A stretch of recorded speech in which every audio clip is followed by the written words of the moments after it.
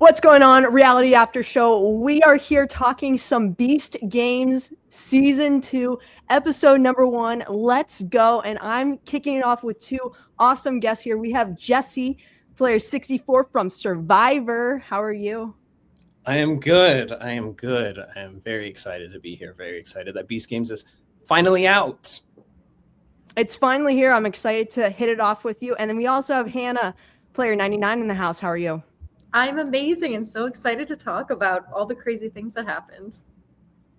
Let's just hit it off. Okay, so y'all decide you want to compete on Beast Games. What is it for you? And you ended up on the smart team, both of you. Mm-hmm. You can go first, Hannah. Yeah, I mean, I was a little bit surprised when I looked at the roster of people, like people with Einstein IQs and everything, and I'm here as like a software engineer and dancer. And for a second I was like, oh, can I be on the strong team instead? And then when I saw what the strong team, their first competition was, I was like, nope. Very glad I'm on the smart team. So glad I wasn't cast on that team. Yeah, I contemplated strong as well.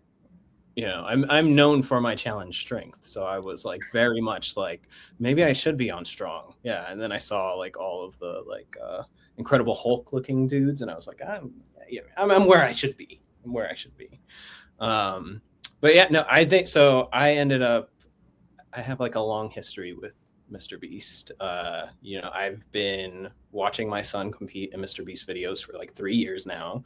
He's done ages 1 to 100, ages 1 to 102, and then back in January, he went and competed against adults in a Mr. Beast video, and he won $500,000. So I was like, I want a little bit of that too. Let me try and win some money. Let me try and win some Beast money. And I just happened to have, saved up a bunch of PTO for another particular show that I thought I was going to be on. And then I got cut from Survivor 50. And I was like, well, I still want to have fun. I still want to go and do something. I want to have fun. And I've seen my son play these games and have fun. And I was like, then I can have like a little matching jersey. And so I applied. And when they asked me to click strong or smart, I was like, I'm not known for my strength. So I'm going to just click smart. Well, Hannah and I are big time Survivor fans, so obviously we would have loved to have seen you out there, but you still have that competitive itch and you decide, I'm going to do Beast Games. It's better to do something rather than nothing.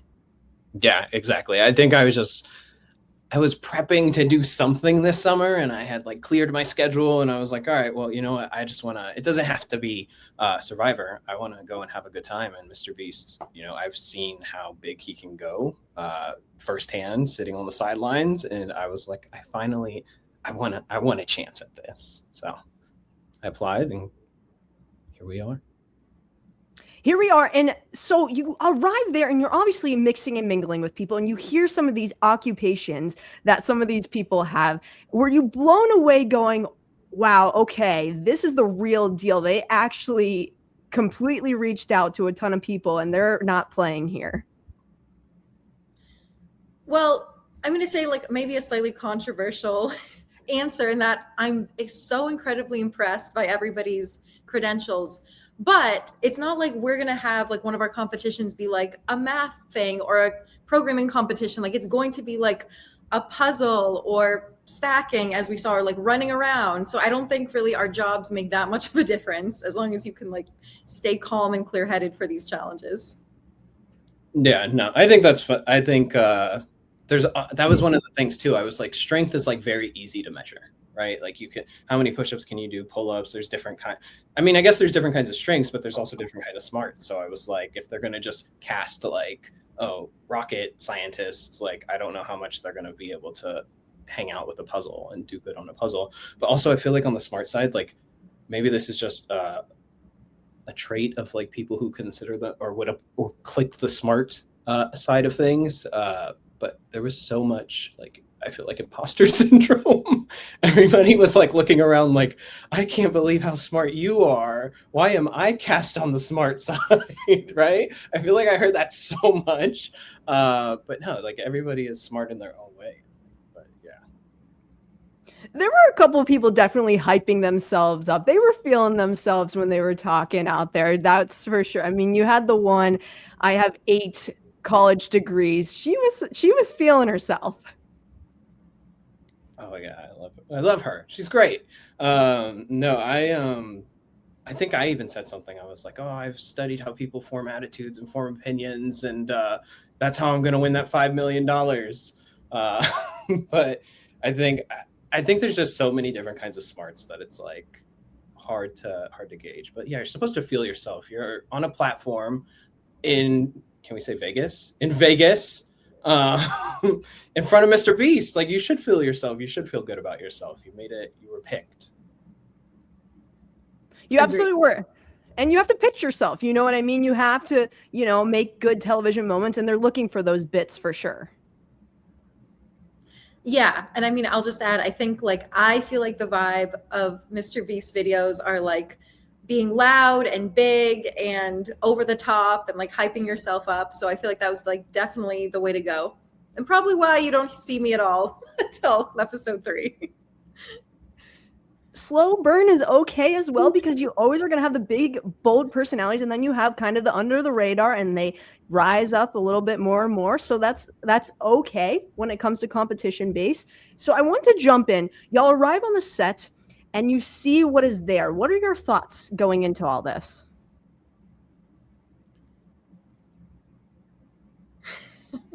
I keep answering first. That's why I'm pausing. Okay. I was just gonna let you go first, but no. I mean, we walk into the set. Well, I mean, yeah, we walk into the set and you see the platform, and we saw it before they raised it, and so I'm just like looking around. I'm like, it's cool. Like, this is cool, but like, I don't like what. I wasn't necessarily intimidated, I guess, mainly because I've seen like Mr. Beast sets. I've also I was on Survivor, so like I wasn't like totally like intimidated. I was just kind of taking it all in. It was very cool.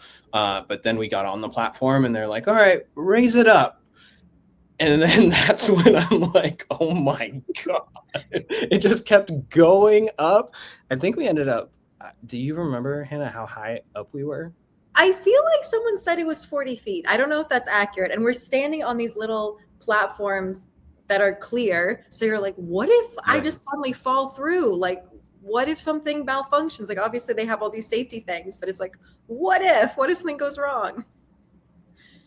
I'll also add, I was extremely intimidated as someone who's not been on Survivor or seen Mr. Beast. I was the opposite. I was like freaking out. I was like, well, I think I'm going to go home because I can't even think straight at this point. Like, I was going in with like completely the wrong attitude. And I mean, I like roller coasters, but I think I am afraid of heights. So like, as the platform raised, I think I was more afraid of falling than being eliminated from the game. Like, I was legitimately more just afraid.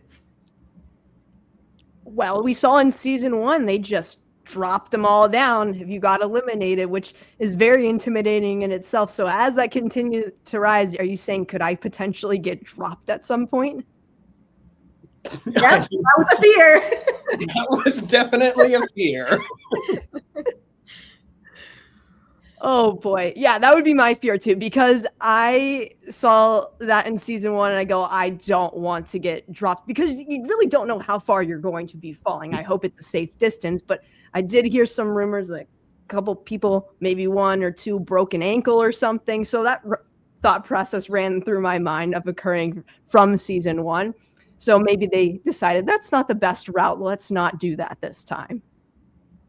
Yeah, I had we were raising up and I'm just like, that's when I will say like the nerves started to hit a little bit, because I'm like, okay, I'm actually competing in a Mr. Beast challenge now. I'm not just like sitting and watching my son compete.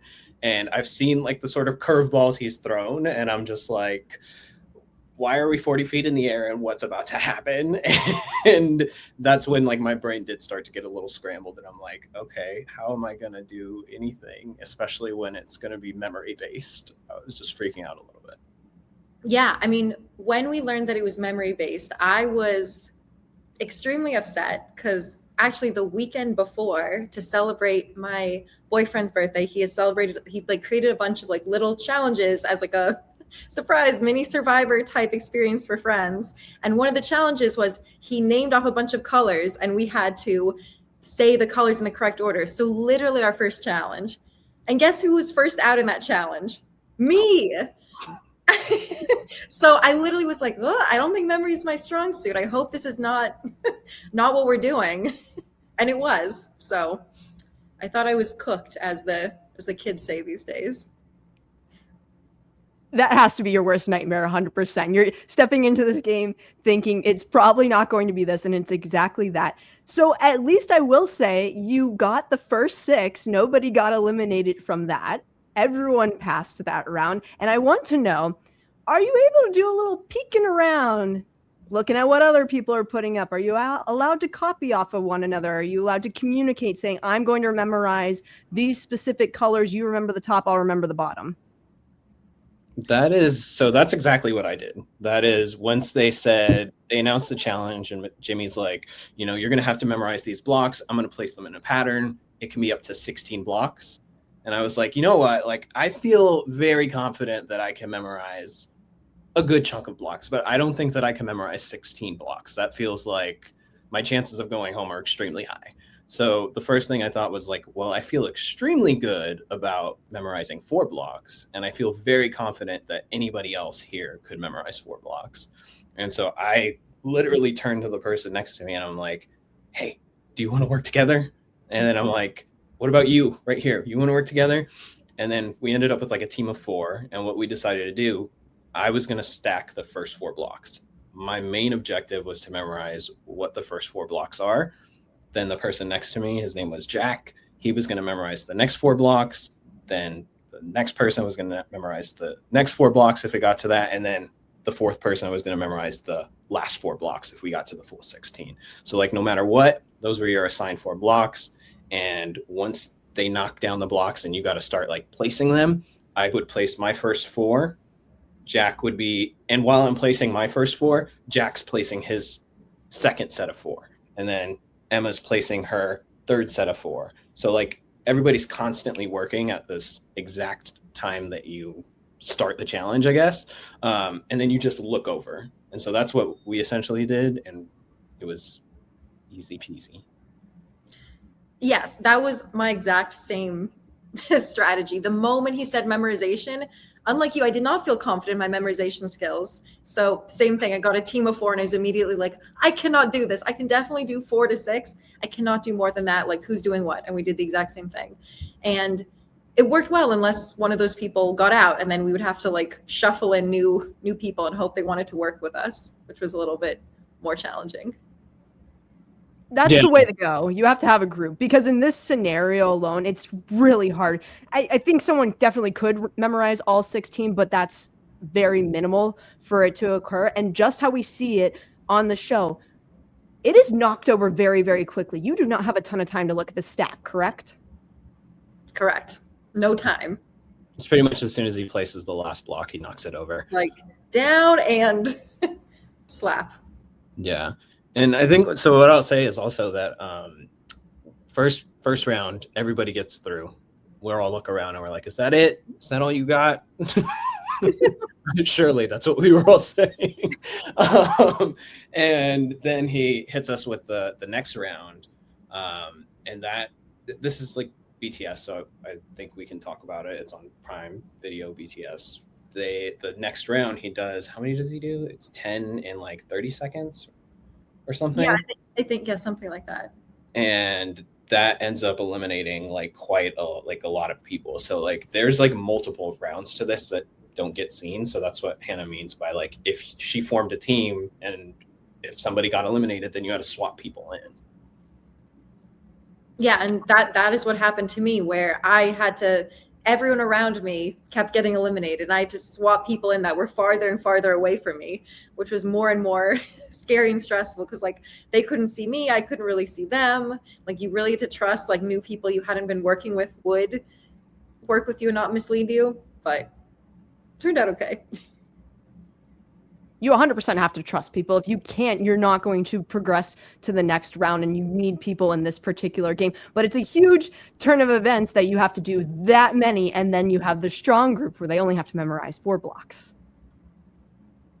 Well, I think I'd still rather 16 than going up and down the pole, to be honest. Let's talk about it. Y'all are sitting there observing and watching this go down. When they announce what their competition is and that they have to then lift 33% of their body weight, get it all the way to the top of that, and then stack their 4 blocks and buzz in, what is going through y'all's mind?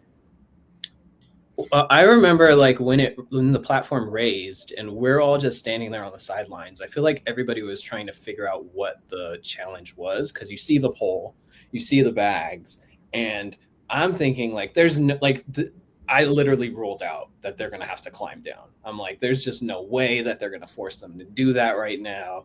I was thinking like you were gonna have to like up top, like it was gonna be like a deadlift, or who can hold pull the pole up from up there And hold it the longest or something. right, and hold it the longest, right? Like some Survivor challenge, Endurance challenge, yeah. endurance challenge, and like, you know, first 50 to drop her out. I was just thinking it was going to be something like that.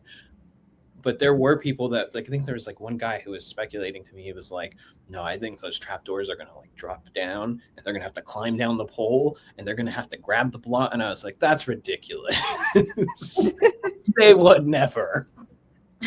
No, same. I literally was like, when he explained what it was, I was like, is that even possible?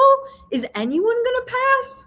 Obviously I was wrong. A lot of them did it easily, but I was like in absolute disbelief, and like I was just cheering them on and just in utter awe of them because it was incredible.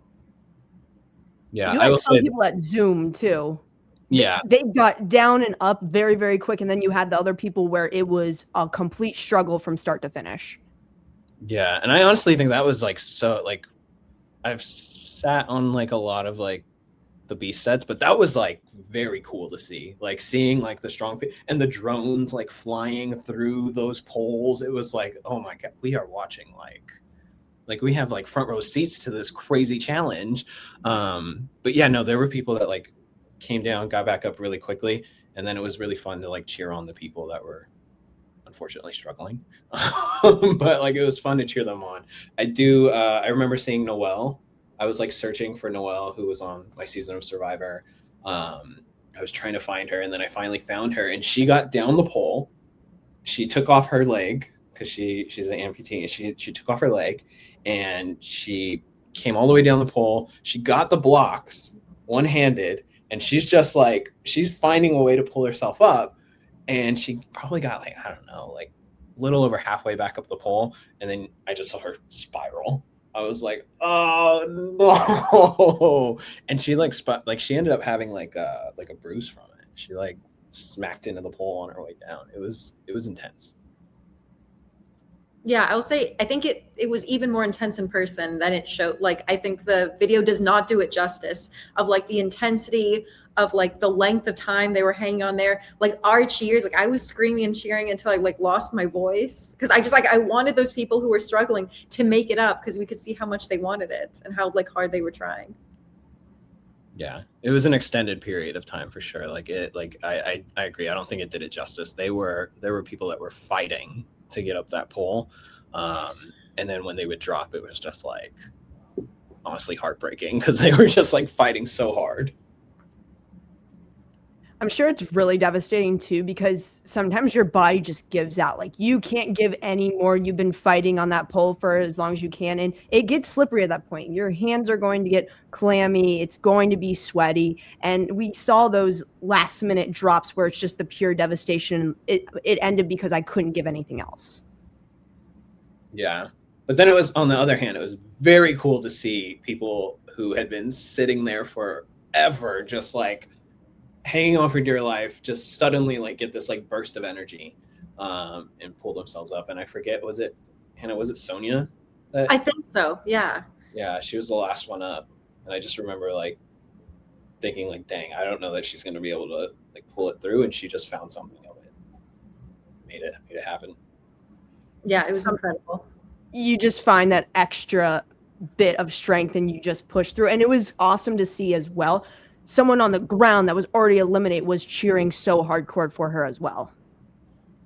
Yeah, that took out a lot of reality TV people. I'm gonna be honest. Like that channel, like there was Sammy, Noelle, Jared. Like, I don't think, they went down. And I think we can talk about the push-ups because they're on BTS, but like what I think what they didn't show was the fact that not everybody made it up. There was not 50 people that made it up, and they had to do like a tiebreaker, like a redemption round for a couple of the people to like fill out that last few spots on the 50. And that's where like Jared and Sammy and Noel ended up like fine. They couldn't like keep going with the push-ups. Can you explain a little bit more regarding that in the sense of, was it how many you could do? Did they split it off between guys and girls? Yeah, so it was split between men and women because I think they wanted 50 men and 50 women to continue for the strong team. And they basically, it was kind of like a drill sergeant, or what I would imagine, I guess, a drill sergeant in the army. Like somebody was just saying like down, up, down, up, and they basically just watched everybody do the push-ups at a certain speed. And if you ever, your form got really awful or you fell or somebody from production said, no, you're not going fast enough or deep enough, they would say, nope, you're out. And it was just until the last people to fill in the last spots kept going. And we were also watching and cheering for them as well for that. So it's like, oh, my, like, you know, oh, I have this friend from before, or from, you know, seeing them and rooting for them, and then, oh, they have a second chance. So it's just a roller coaster, honestly. Yes. Like, yeah. Like I watched Sammy like fall from the pole, Noel fall from the pole, and then I was able to watch Sammy do the push-ups. And I'm like hoping that he can stay in there, right? Like they're getting to like 50 push-ups now, 51, 52, and I see Sammy like shaking, and I'm like, oh no, keep going. And then he like dropped. They ended, and honestly, that was just, I feel like just as intense of a sort of redemption round, I guess. Obviously not as visually like cool as seeing people like scale the pole and come back up, but they ended up getting to like what, like 70 or something.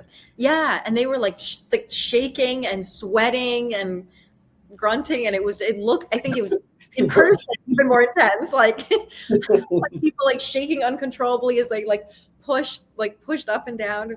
Like it was also epic. Yes, there were a lot of extremely buff, muscular men like grunting. It was the loudest thing ever. Well, we even saw too, someone had to try and pick up 98 pounds to go all the way up the pole.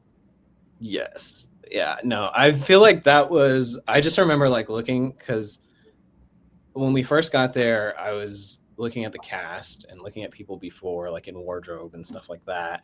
And you see these people that are huge that I like only see when I'm scrolling my Instagram feed, and it's like Mr. Olympia or whatever. And I'm just like, and now I'm seeing them like their bicep is the size of my head. And I'm just like, what the hell? And so I remember being intimidated by them. But then I also remember when I found out what their challenge was, I was like, I know they're strong, but like I feel like that might be like a disadvantage, like being that bulky and huge, having to come down that pole and then try and pull yourself back up. I like felt like it was like, I don't know, different kinds of strength. Yeah, for sure. It's like a bodybuilding challenge is probably going to fit some of them much better than like, this is more of like an American Ninja Warrior type thing. So they're all incredibly strong, just in different ways. So yeah, I feel like some of them, it was not maybe some of their ideal challenges as the initial one. They did. That's why the redemption round was push-ups. Yes, it makes sense. For the equalizer there, because I'm looking at this as well. Everyone's pole is the exact same, so they don't, change that up a little bit. Because if you're a huge person that's super muscular trying to go down that and go up that, someone that is, I would say, more toned, if you will, they're going to have an easier time, as you said, more American Ninja Warrior style, going all the way down, all the way up. It's going to be a lot quicker for them. Yeah.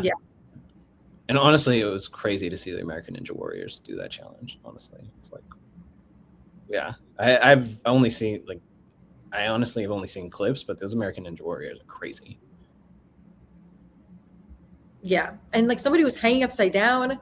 I don't know who that was, or if they made it back up, or if they got right back side up. I don't know. Yeah. But that was also wild. They had been saying when they heard what the challenge was, oh my goodness, I got this. I'm going through. It's not going to be a problem. I'm all set. Yeah, I mean, it's wild that certain people afterwards were saying it was one of the easiest things they've ever done, and certain people said that was the hardest thing they've ever done. So Yeah. like different strengths. Yeah, I feel like anybody with a fear of heights, though, absolutely screwed. Just cooked. That's crazy. That's true. You never know what you're going to get. But regardless, both of you make it through. You're going to the city and you enter into there. And it is way different than what they had on season 1. So talk to me about seeing everything and just knowing we have the upgrades here. We have the Starbucks. We have the unlimited food. We have the pools. I mean, to be honest, I'm not even thinking about my quality of life. I'm just thinking, check mark, I made it to the next round. Like, I really don't care how miserable I feel. I don't care about showering or what I'm eating or how I'm sleeping. I'm just like, great, I made it to the next round. Maybe I made it to the next episode. I don't know. I think I was just like going check mark by check mark. Yeah, no, I was like, I'm a challenge beast. I just won my first challenge in the history of my career as an individual reality TV competitor. I was just like, thank God I didn't lose another individual challenge, is what I was thinking. And then, yeah, we got flown to B City. It's its own individual city. Can't even disclose the location to you. It's top secret. But no, I compared to Survivor, compared to my last reality TV home, that place is a mansion. That place is luxury. That is elite. The food, the Starbucks, it was a pool, gym, library. It was crazy. Like, I honestly didn't know. I had very low expectations because I was like, maybe they'll just throw us in like some Squid Game bunks and we'll be in a little warehouse. And I know we did a city last season, but like, you know, maybe they don't have the budget for it now. I don't know. But as soon as we roll up to the city, we get outside these massive, like, I don't know, like Star Wars looking sci-fi gates. Yes. It's like a portal looking thing. Yeah, it was insane. And I just like, it looked like you were about to board a spaceship. So that was actually crazy. It felt like I was a movie set. And then we go in and it's just this like beautiful city. It was amazing. And there's Starbucks. And basketball courts. Basketball. I didn't play basketball. Everybody was like the people that were playing basketball, I was like, I'm way too intimidated to play basketball with you. Also, what about potentially getting injured playing basketball? This is stuff that goes through my mind as well, because we see the two jump into the pool the way that they do. I'm just not risking all of this. Yeah, I mean, I did slip a few times near the pool, so I avoided the pool after I almost took a bad fall. So I'm with you. I don't want to injure myself. It's a good thing they had a lifeguard, because those pools were so deep. You know? Okay, I was not afraid of drowning. I was afraid of slipping, like breaking my knee or something. If you would have fallen in that pool, you have to be an Olympic swimmer to get out of that pool. Honestly, it was so funny that they had a lifeguard, though, right? Like, oh, so they actually did. Yes. Yes. That makes it even better for me. That makes it so much better.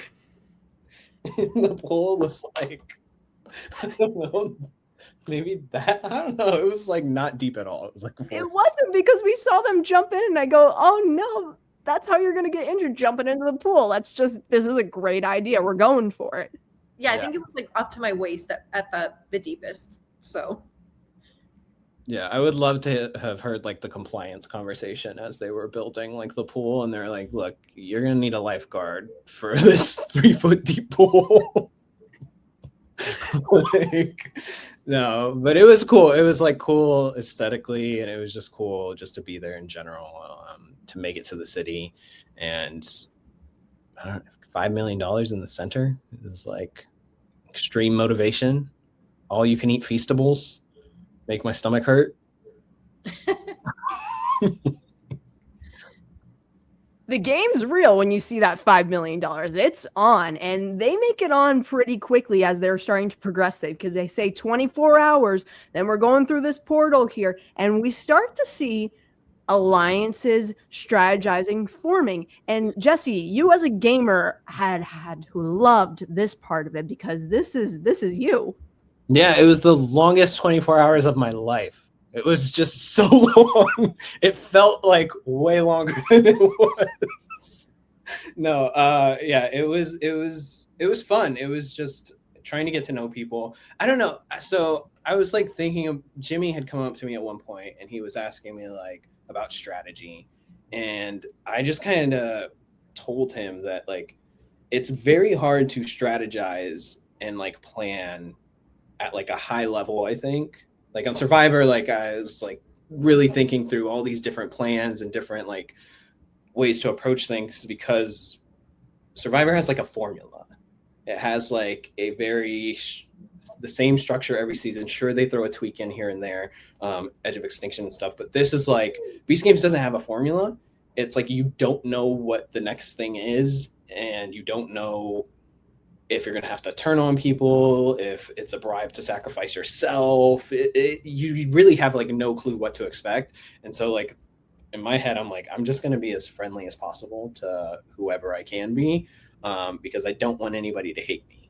Which, I mean, I think at like its core, Survivor is kind of like that too. But like in terms of like high level strategizing, like there wasn't like much you could do other than like speculate about what the challenge was and make as many friends as you possibly can. I mean, you would think that that's what people would be thinking, but there was this rumor that came about that we had to create teams of 10. Yes. Okay. Yes. Yeah, that is what happened actually. So I hear this. I'm ready. So I agree. I feel like the right strategy right here is just to like make friends and kind of try to align with everybody. Like maybe you don't make any official like we're a final this, because we don't know what the final situation is, but like kind of wait a minute, someone definitely did that. We have the couple. okay, but Ryder dies immediately. Ryder dies. Yes, for sure. We'll get to them, but I just wanted to clarify we had one.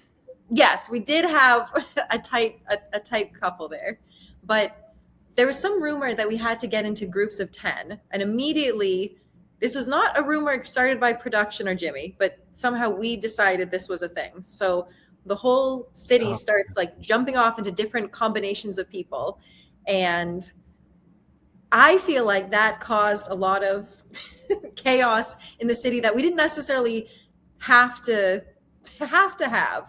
Oh yeah.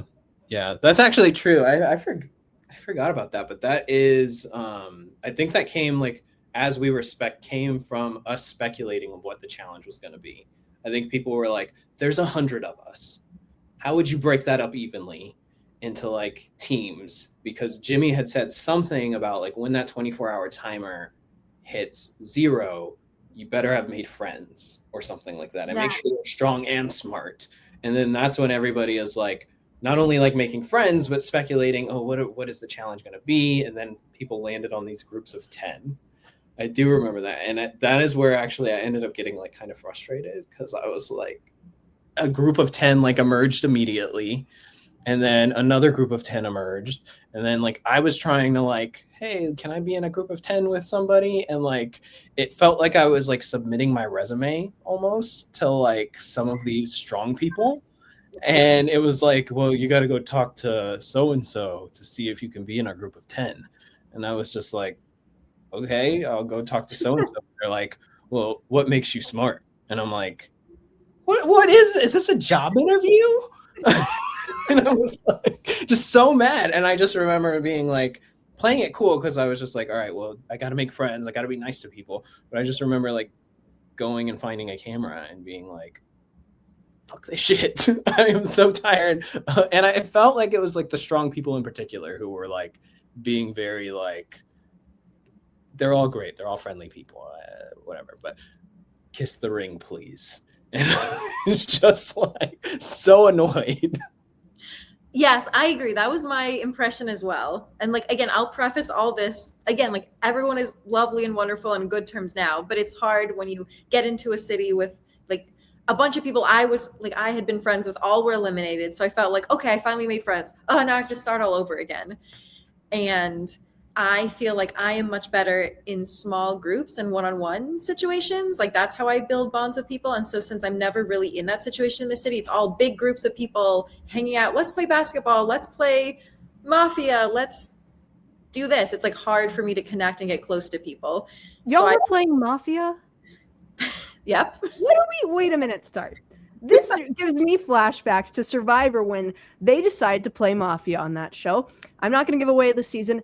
It turned into somebody getting voted out of the game because they showed how well they could lie. What in the world I never played Mafia.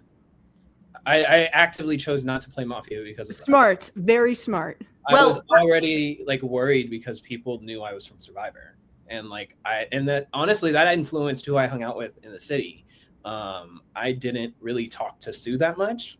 And I would talk to her every now and then. I talked to Sydney every now and then, but I actively tried to stay away from them because I was like, I don't want anybody to peg us as oh, you're the Survivor crew or you guys are Survivor friends. And I also was super worried if somebody had seen my season that they would think I'm some super strategic guy who can lie. And so I was like, I'm not going to play Mafia and just do good in Mafia, and suddenly everybody's like, screw this guy, I want to be captain. Come on. You're on the radar. Hannah, did you play Mafia? I did, but I went in a different direction. I was purposely very bad and very naive. I was like, but this person said this. We have to trust them. Because there were other conversations later where somebody would be really good at Mafia. And I literally heard people would be like, Hannah, who do you think I could trust if we had to choose a captain? And somebody explicitly said, I wouldn't choose this person because they were a very, very good liar in Mafia. Literally, this person lost out on a chance to be the captain because of how well they were at lying in this game. So I feel like I I wanted to be included and hang out with people, so I'll play, but I purposely just tanked every team I was on. I'm baffled right now. The jaw is down because I am also a gamer as well. And just imagining, yes, let me be good at Mafia. Let me show everybody my skills on how well I can game. That's crazy. We are playing for $5 million. Yeah. Well, I honestly just think that a lot of the people on the show, I don't know, Hannah, I mean, I know that you're a fan of Survivor and you played these LRGs and stuff like that, but I don't think that many people on the cast are gamers in the sense of they study all of these different reality competitions. I know there were fans of Survivor, fans of Big Brother and things like that, but I don't know that there was anybody there who was oh, I know that I should not be playing Mafia right now because then that will influence perceptions of me.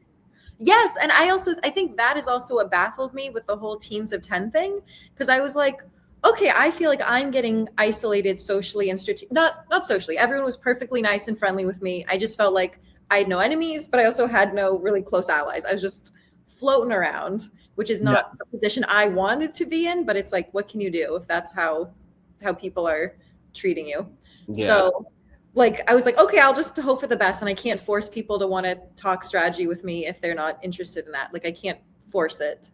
So I was just surprised because I feel like the right social and strategic move is to just try to somehow align with everybody in some way. I mean, you can't really align with 100 people, but if you make someone feel on the outs, that is not going to be helpful for you socially later if that person is in a position to protect you or help you. So I just felt very surprised with that social strategy.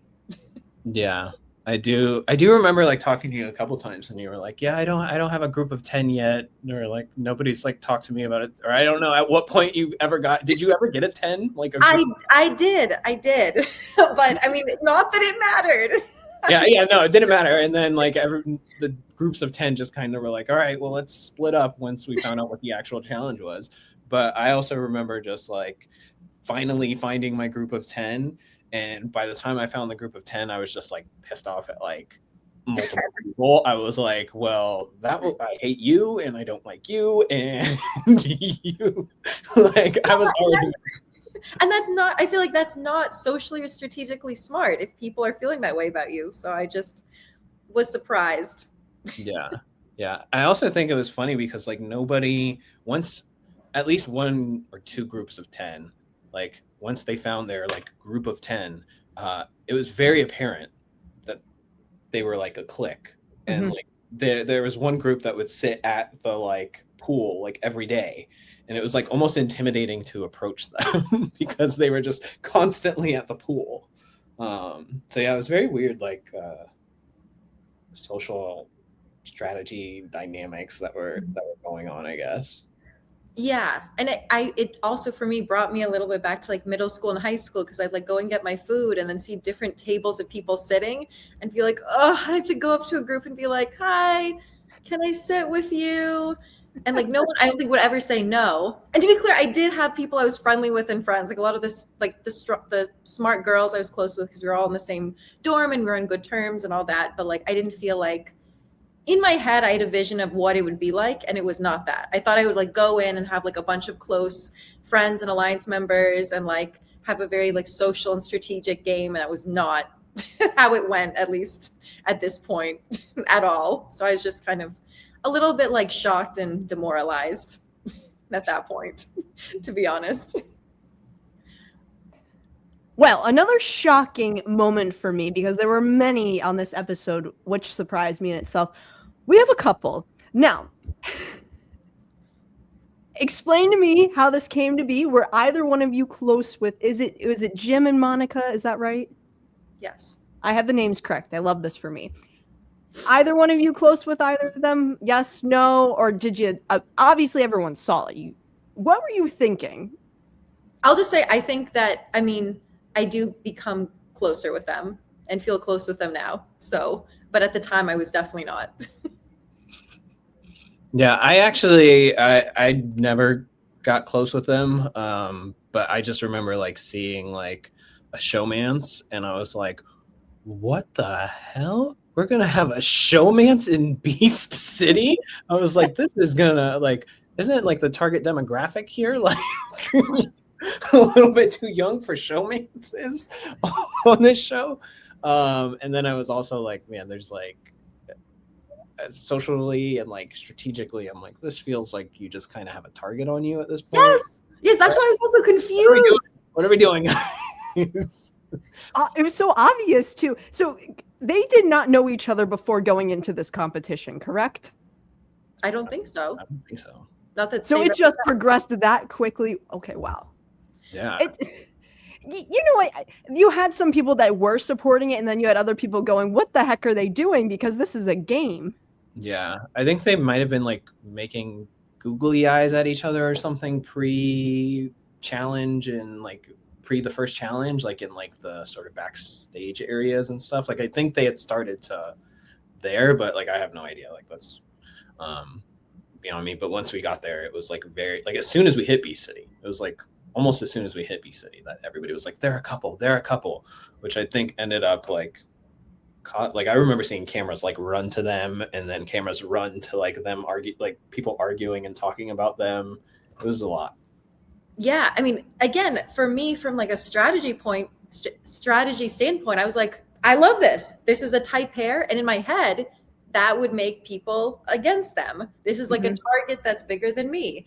And so there's like a lot of talk. People would be like, oh, do you think this is like a strategic thing? Are they pretending to be a couple for strategy? And I just, again, was like kind of baffled because I was like, I feel like that's the wrong strategy to be seen as that tight couple. So I was confused. I was like, I think it's real because this seems like a bad strategy. And I was also confused why people were so frustrated or annoyed. Just, I don't know, let them do their thing. If they want to hang out, just the two of them, let them do that and let them be a target if that ends up being a thing in the future. Yeah. I was like, guys, can we not kiss so much because my kids are going to watch the show? Can we chill out? It's their choice. That's their strategy and what they want to do. That's totally fine with me. I just was surprised to see it that quickly on in the game. We have seen it work out for couples in the past. Maybe it does, maybe it doesn't. You don't know. This is the new Boston Rob and Amber. This There you is go. That's where I was going. of Boston You're and Amber. You're gonna upset a lot of people, I feel like, by saying that. Wait, who am I gonna upset? Hannah, that's where I was going to go. That's where my comparison was going to lead. Okay, I guess I just feel like they're like a beloved couple, and I felt like people in our cast, Jim and Monica, were not a beloved couple. That's all I mean. How do we know? I don't know that. I don't know. There were some people, as I said, they had like the little sound bites of saying, "Oh, they're cute together." You had some other people saying, "No." It's just preference, but I had to make sure to address it. And then I'm jumping to this next person I want to address, the Jack of it all, because I see the scene of that situation because he's the only smart jumping in with the strong. And can someone else explain it for me? When you're watching the episode, did you see this happening when you were out there with this kid? So Hannah, you want to go first, or? No, I mean, I feel like I saw him hanging out with a certain group of people. That was a lot of strong people, but I didn't know how it started or what happened. I mean, there was a lot of intermingling also. It wasn't like, I didn't feel like I felt like I hung out with a variety of like men, women, strong, smart. It was all intermingled. So I didn't think like they were like, this is this one smart person getting in with the strongs. I don't think he was the only person with that strategy, as sort of, I feel like the show makes it seem. But yeah, Jesse, I feel like you knew him better, at least. Yeah. So on the platforms in like Vegas with the memory game, that was somebody who was next to me and was part of like the 4 that got me through.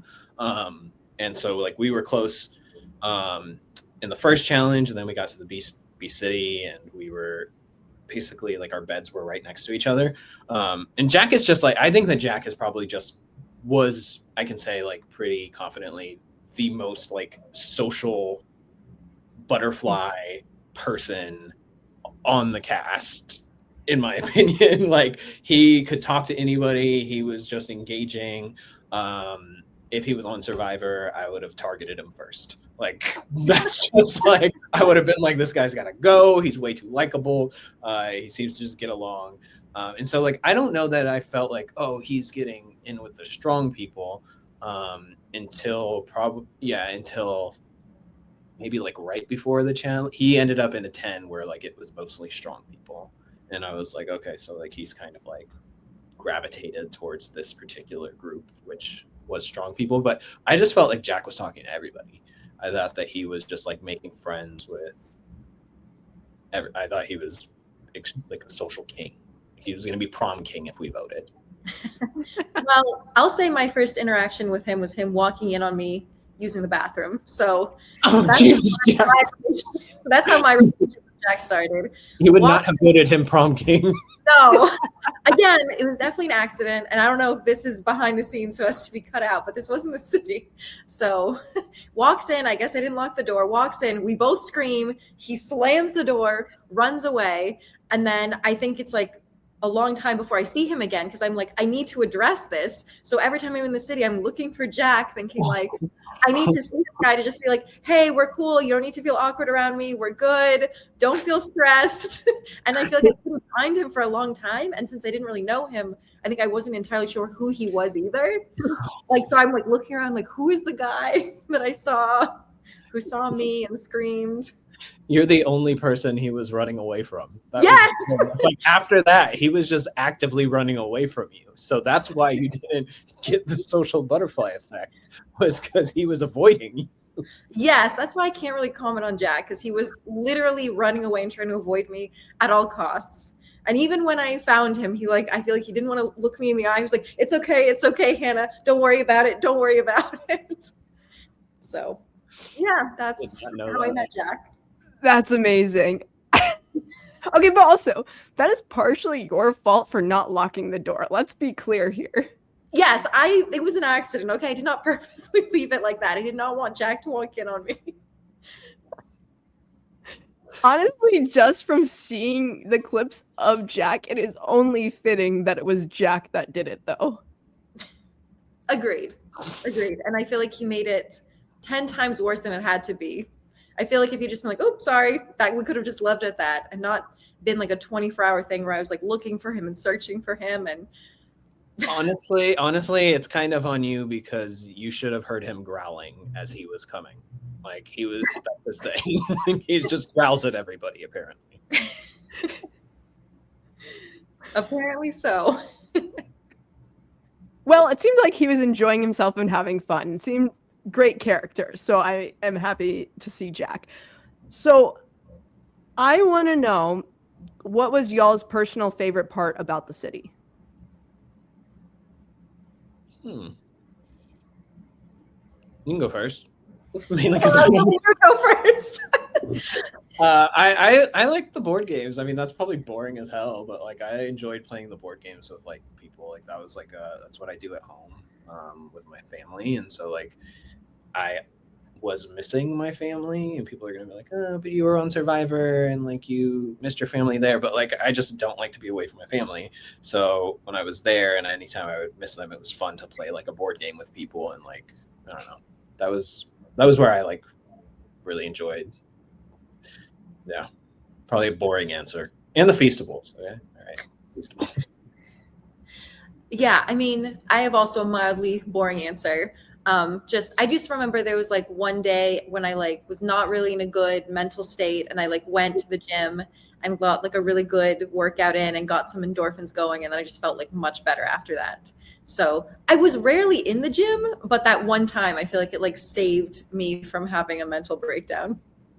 I will say I was very like I didn't hit the gym. Like I do work out like daily, like at home, but I don't know. Maybe it was like the feeling back in like high school again or something, like you said earlier. But like seeing like all of the strong people in the gym, I was just like too intimidated to like even try. I was like my social anxiety like like when I would get near the gym.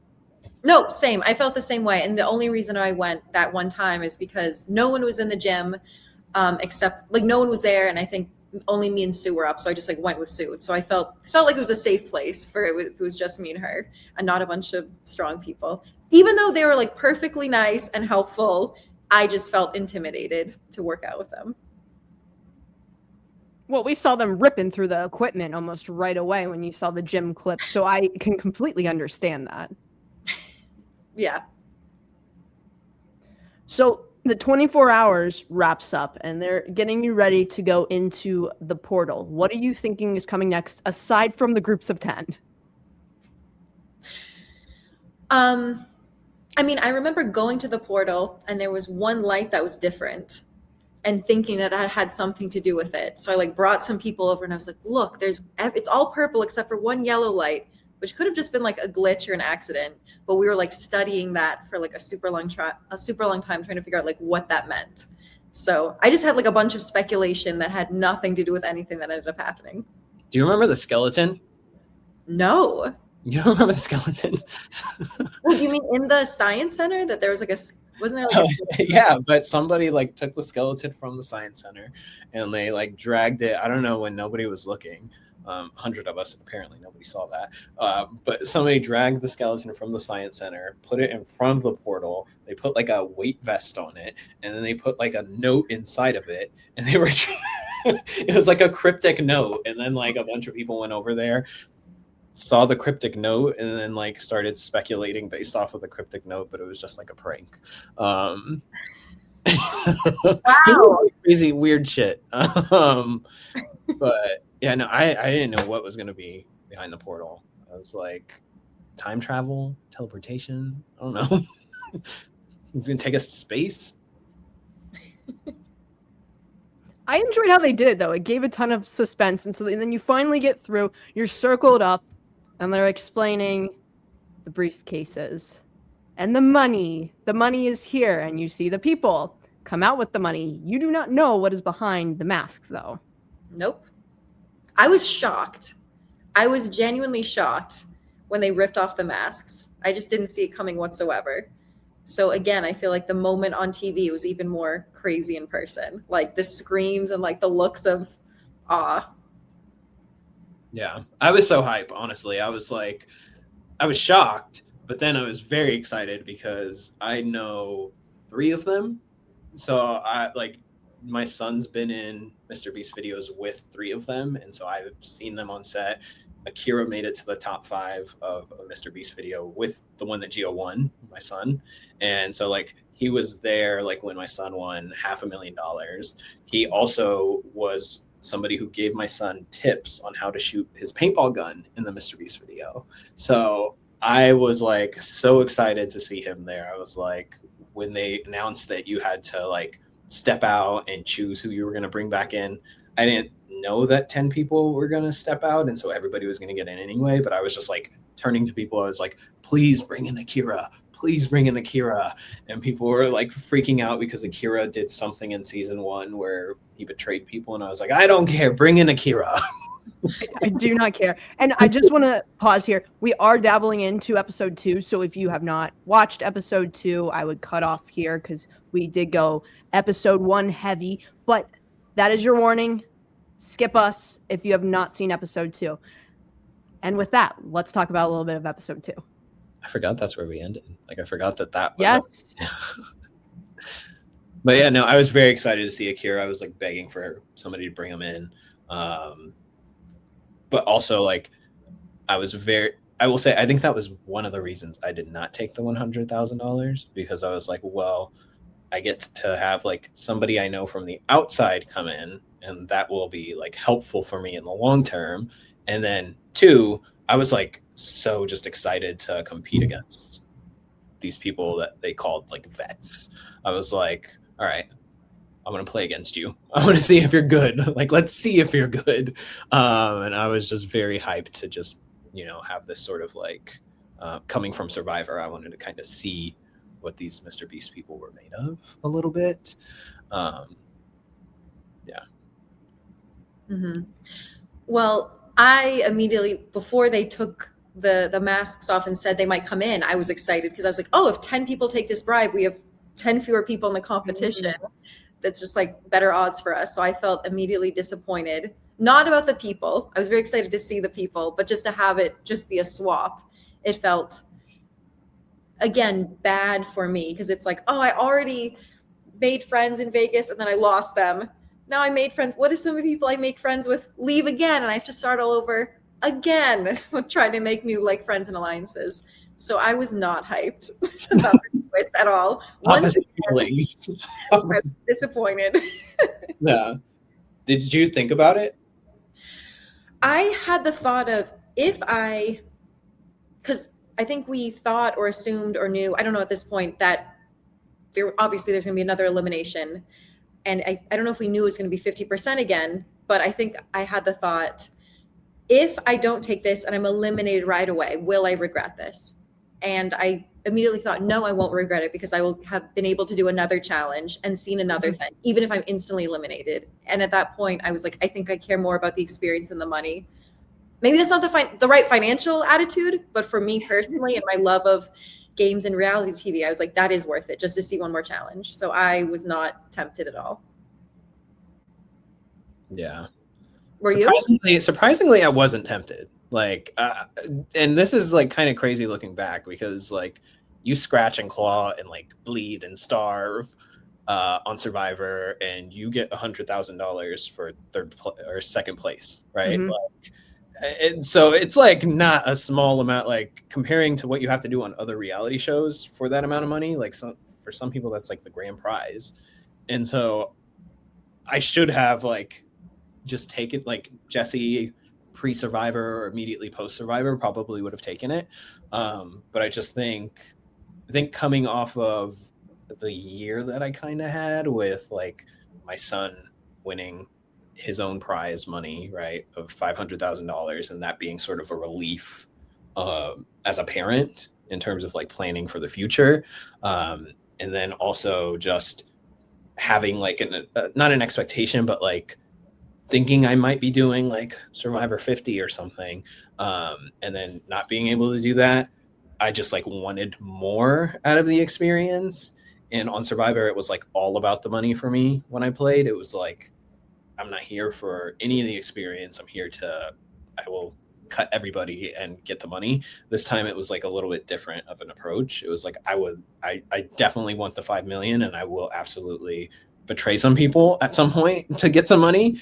But I just, at that stage, just being the second challenge, I still like was like kind of wanting to do something fun, like to experience something, which is like a very like a mindset shift really for me, honestly. Yeah, no, that's interesting. Yeah, it's like it's like, what are you playing for? What are your goals? Is your goal to make money? I think if your goal is to make money, you should take any bribe you see immediately, because statistically speaking, most people are going to walk away with nothing. Mm-hmm. But if you're playing for screen time, like then you got to be a big character. If you're playing to win, then you have to probably play the most boring, quiet game you absolutely can. And I mean, take risks, but you probably shouldn't be concentrating on doing crazy things. Yeah, at the risk of like you having to edit this out, or you can just skip 10 seconds. I was screaming at myself to take the money, Jesse, when I watched it back. I mean, that's why they do the game the way they do, because they want to give you those dilemmas. They want to mind fuck you, if you will, because you're right, Hannah. If I don't take this, but then I get eliminated 30 seconds later, I could have walked away with 100K, and now I'm walking away with no money, and I'm just out of the competition just simply as that. And that's why I like how they have this designed, because it is ultimately your choice. You can give up anytime you want and walk away with something. Well, they're not anytime we want. A lot of people not anytime you want, but when they present you with the money. Yes. You have the choice to then go. And I'll be frank, I at first thought that you weren't going to have 10 people go the direction it was going. But I think once some people see one person go, then they just start to continue the train.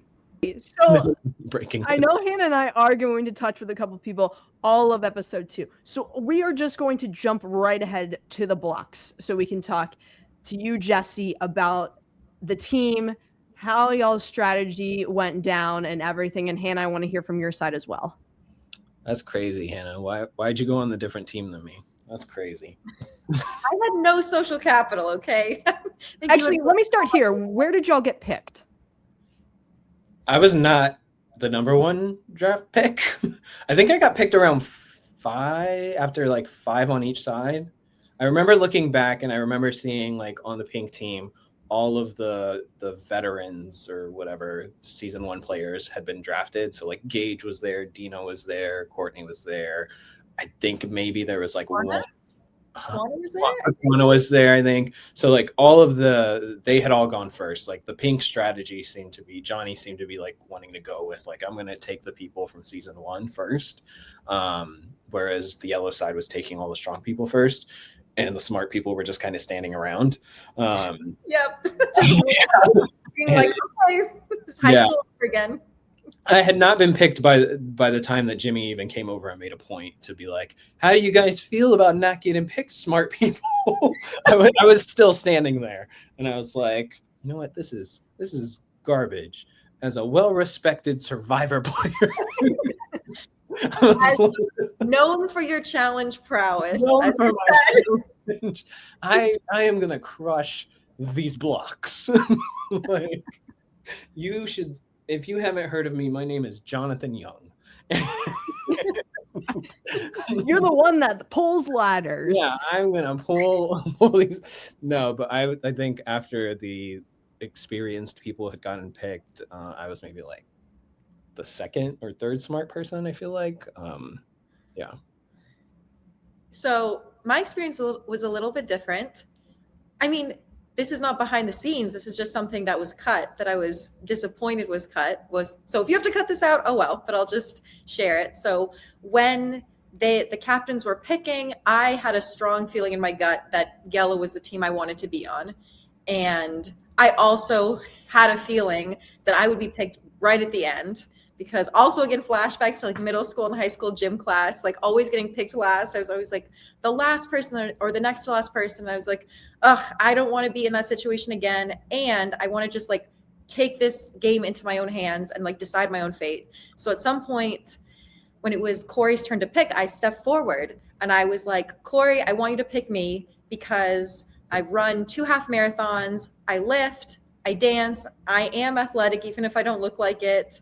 I love puzzles. As a software engineer, I think I can think logically and I think well under pressure. Please pick me. I think we're going to win. And like, then he ended up picking me, I think, because of that pitch. And so I think I went early on because I made that pitch for myself, but I could imagine being left all the way to the end if I hadn't stepped up. And I'm really proud of myself that I actually like stepped forward and like did something. So I was sad that was cut out because it like showed me having agency in my own game, but it is what it is. So many players, you can't show everything. That's awesome, Hannah. But I'm gonna say something. It's gonna get cut out. It's fine. Like why didn't you tell me that you had a gut feeling about yellow? Feels a little unfair. I thought we were friends. You didn't put me in your group of 10, okay? I had no agency. I was submitting applications and I was not the one hiring. At least you knew who was hiring, okay? Okay, no. I knew who was hiring. I didn't have the strength to go up to those people. I was too afraid to even submit. You're waiting for your moment to jump forward, all right? You finally did get the courage and say, you know what, damn it, this is the team that I feel is going to win. I'm making sure I'm on this team. Yes. Can you tell me why you thought that, though? I mean, were we told what the challenge was before this? We were.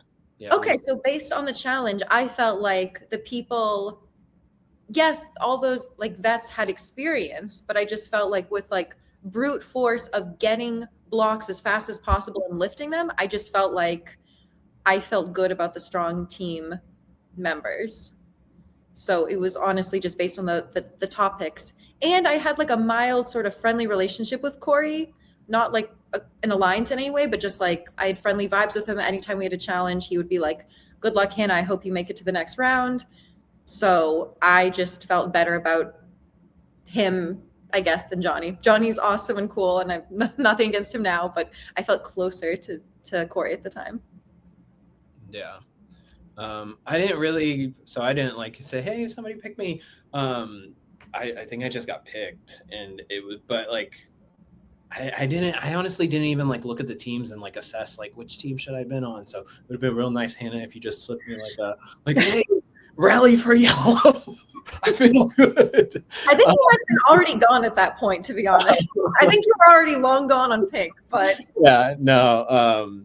But yeah, I think Jonny ended up picking me because like he was part of like the group of 10 that like we had all like initially like planned about. So I think that's why he ended up like going with me, was to try and like pull in some of the people that he had initially like planned to work with for this imaginary challenge that we had built up. So yeah, I ended up on that team, and that was crazy. That was a long night. Yeah, long night into a long morning. As you can see from the challenge, we start when it's like probably midnight or something, 11 p.m. and it's like bright light out by the time we finish the challenge.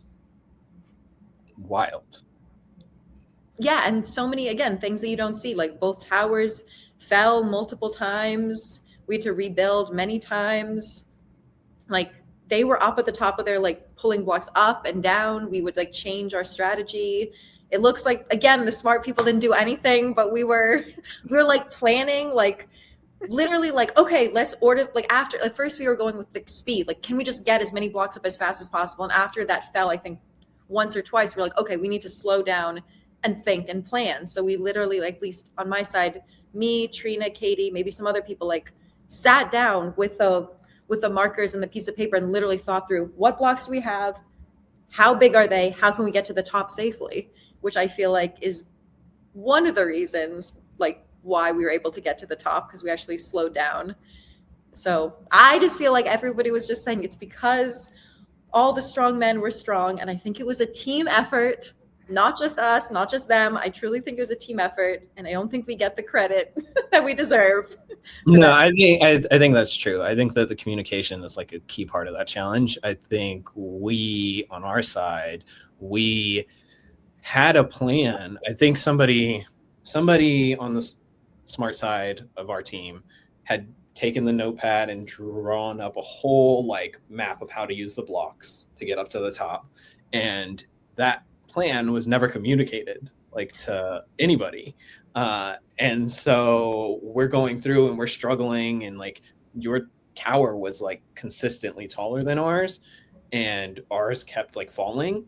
And Gage, who was the person trying to get the flag initially, ends up like just bent. So he swaps out for Jonny. And then that's when like towards the midpoint, I think, of Johnny's like time up there, that's when somebody finds out like the people that drew up the initial plan start talking, and we finally start to get like a pretty stable tower.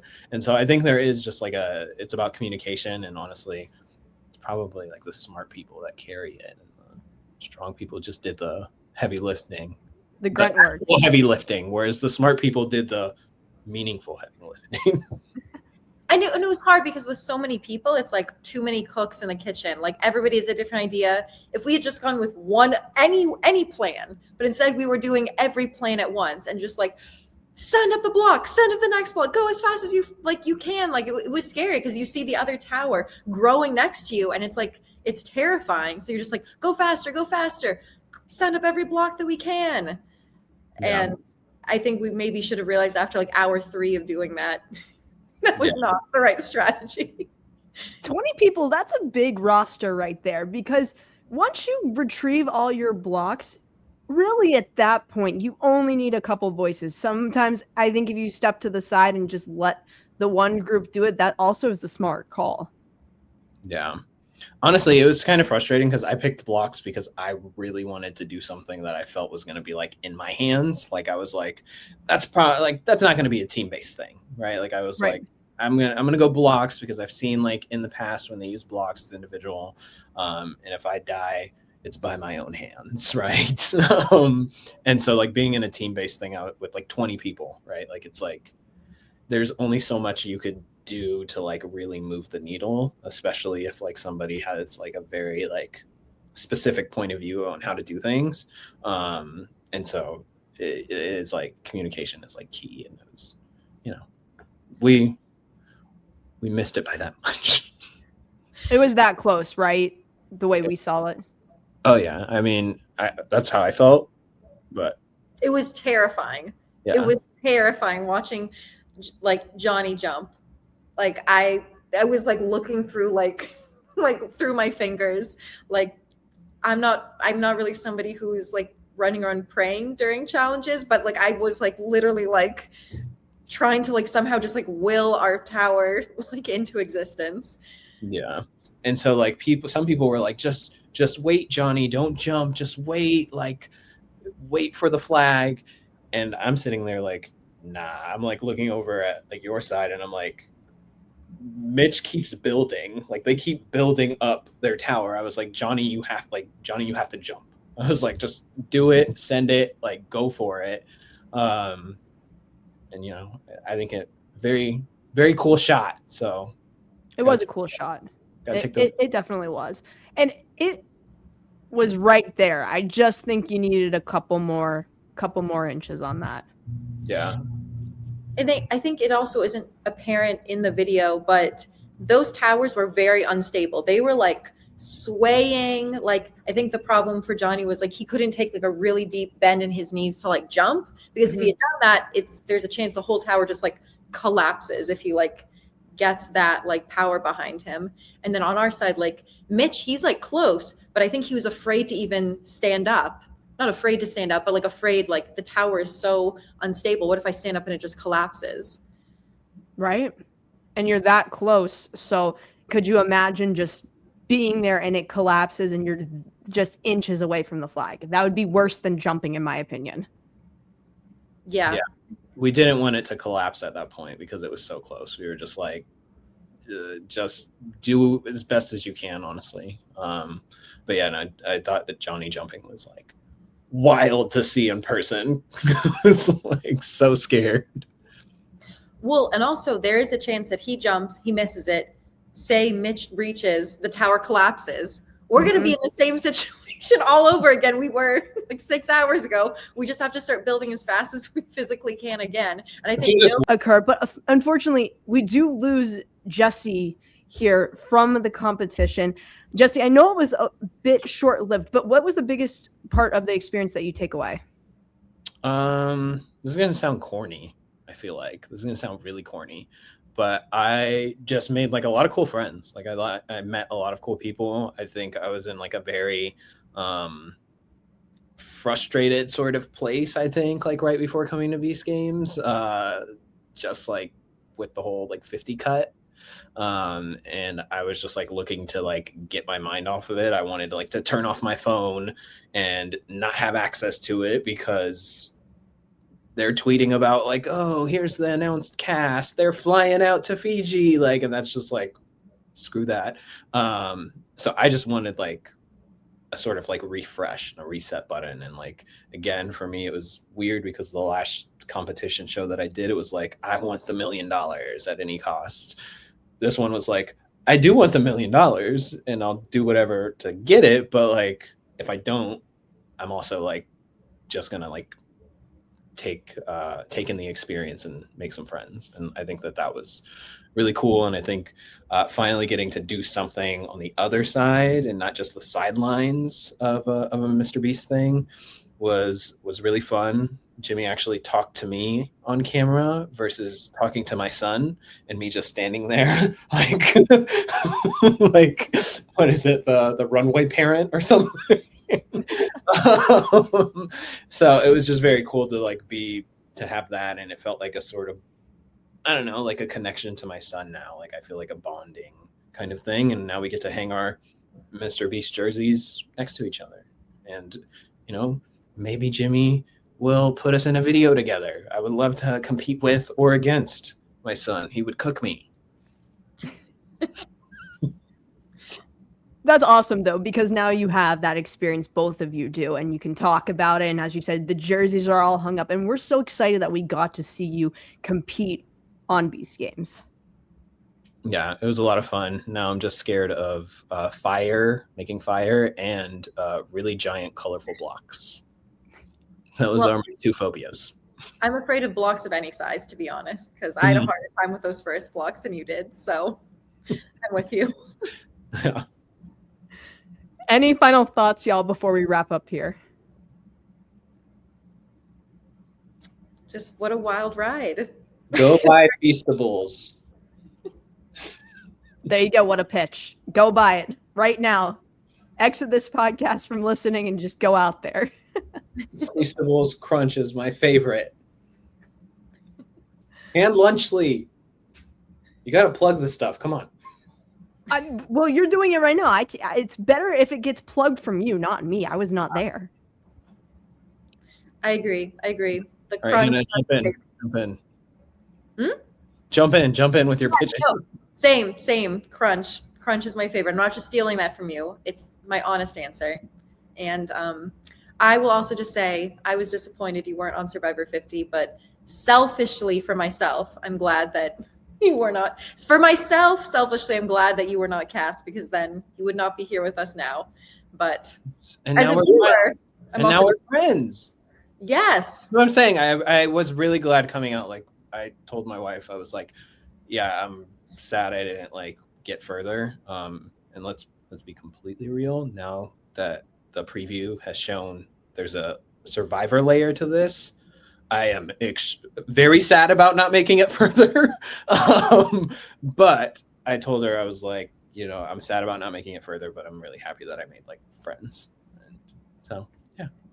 And guess what? I'm going to go to New York. Really? Yeah. Wait, Yes. really? For the Bryson win next week. I will be Really? in New York Plug it. for the Beast Games. This is news to me. Crossover episode.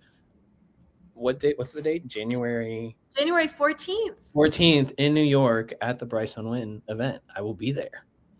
Amazing. I thought you weren't going to be here. So I wasn't. And then prices on a flight dropped and I said, let's go. Yes. Amazing. Well, I think almost at this point, a quarter of our cast is going to be there, and a lot of other fun reality people. So I think it should be a good time. Yes, it'll be awesome. Can people get tickets? Is there a plug for any of this for people that are listening? Yes. So on Bryce and Wen's Instagram page, there are tickets there, and it's in New York. Will this podcast drop in time? Who knows? But maybe we'll see you there. Maybe we saw you there. Who knows? I'd love to see it. Well, Hannah, Jesse, such a pleasure having both of you on to talk Beast Games episode 1, and we dabbled into episode 2 because why not? We have you here. We have to chat about it, and y'all are fantastic, and I cannot wait to see what else is in store for the season. Let's go, Hannah. Woo! Still in it. Let's see what happens. Let's see what happens. It's going to be a banger, I'm sure. But with that, everyone else, be sure to check out all the Beast Games coverage that we will be having for this season. Plenty of special guests to come, and you will be seeing Hannah back on this podcast. And with that, Hannah, Jesse, everyone else, have a good one.